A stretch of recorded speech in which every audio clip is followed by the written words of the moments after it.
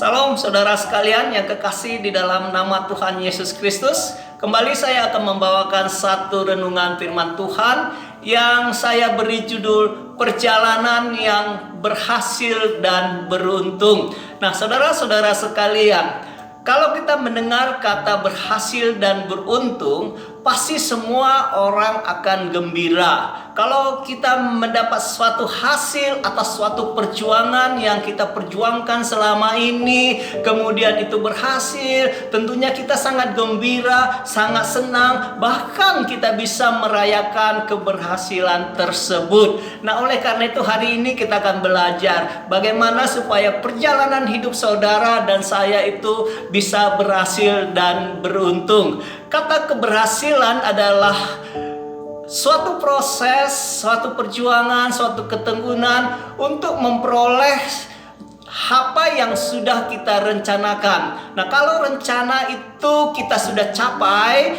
dengan suatu perjuangan, maka dikatakanlah itu keberhasilan. Sedangkan keberuntungan adalah sesuatu yang diperoleh tanpa suatu proses. Itu datangnya tiba-tiba, adanya campur tangan Tuhan, adanya berkat Tuhan bagi kita, adanya pertolongan Tuhan bagi kita, sehingga itu dikatakan beruntung. Hari ini kita akan belajar satu kebenaran firman Tuhan yang saya ambil di dalam Yosua 1 ayat yang ke-8, bunyinya demikian.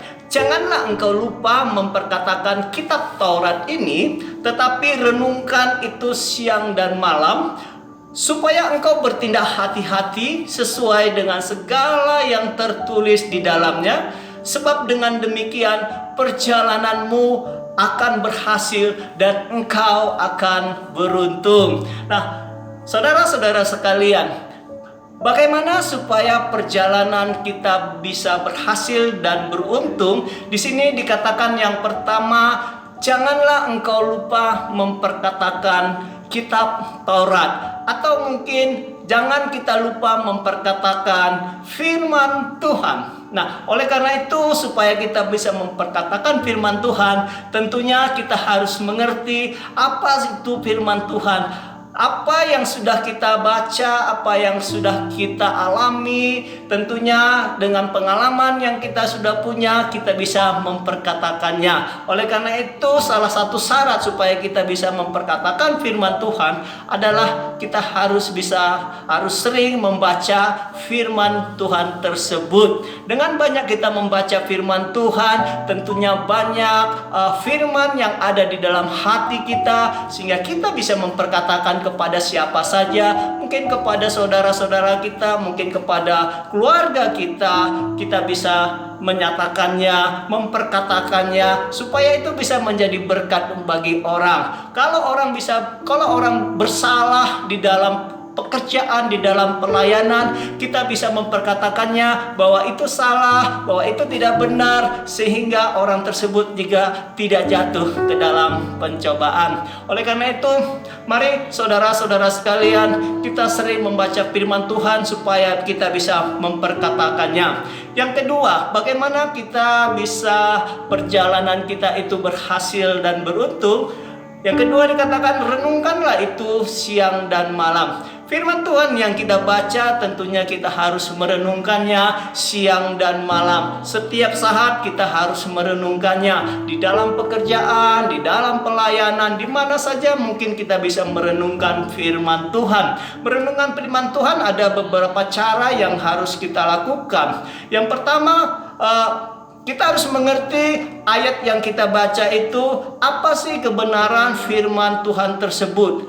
Adakah teguran atau nasihat Tuhan bagi kita waktu kita membaca firman tersebut? Adakah janji-janji Tuhan bagi kita waktu kita membacanya? Dan tentunya apa komitmen kita untuk kita bisa melakukan firman yang kita baca tersebut. Nah, dengan pertanyaan-pertanyaan demikian, kalau kita setiap hari berlatih sehingga kita menjadi kebiasaan untuk merenungkan firman Tuhan, sehingga kita menjadi haus, kita menjadi suka dengan membaca firman Tuhan.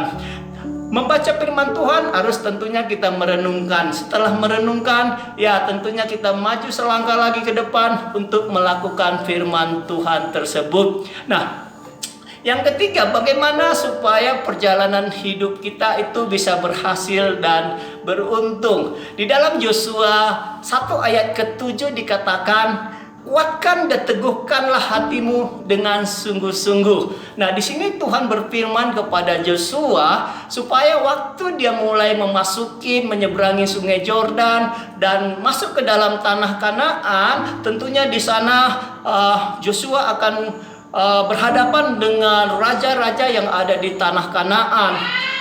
Tentunya itu suatu pergumulan yang besar, tetapi itu tidak jadi masalah karena memang Tuhan akan memberikan tanah tersebut kepada bangsa Israel. Tuhan bisa bekerja, Tuhan bisa berperang untuk bersama dengan Yosua untuk mengalahkan lawan-lawannya. Tetapi di sini yang paling Tuhan tegaskan kepada Yosua supaya dia bisa menguatkan, meneguhkan hatinya dengan sungguh-sungguh, karena perjuangan dia adalah yang pertama sekali Yosua harus bisa mengalahkan dirinya sendiri, mengalahkan diri atas ketakutan, atas kegelisahan, atas kekhawatiran menghadapi musuh-musuh yang akan dia hadapin. Oleh karena itu Tuhan berfirman kepada Yosua, kuatkan dan teguhkanlah hatimu dengan sungguh-sungguh. Nah, saudara-saudara sekalian, demikian juga bagi kita. Tuhan berbicara kepada kita semua supaya perjalanan hidup kita itu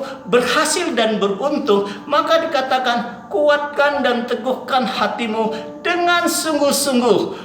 Artinya apa? Kita harus bisa mengalahkan diri kita sendiri. Kita harus bisa lepas dari rasa takut, rasa gelisah, rasa khawatir, dan kita harus tetap fokus kepada janji Tuhan, yaitu janji keselamatan yang sudah Dia berikan bagi kita. Nah, saudara-saudara sekalian, mari bagaimana supaya kita bisa perjalanan hidup kita itu bisa berhasil dan beruntung. Yang pertama dikatakannya, janganlah engkau lupa memperkatakan Taurat Tuhan dan renungkanlah itu siang dan malam, dan kuatkan dan teguhkan hatimu dengan sungguh-sungguh, maka engkau akan mendapat keberhasilan, engkau akan mendapat keselamatan yang datangnya dari Tuhan. Sekian sharing saya hari ini.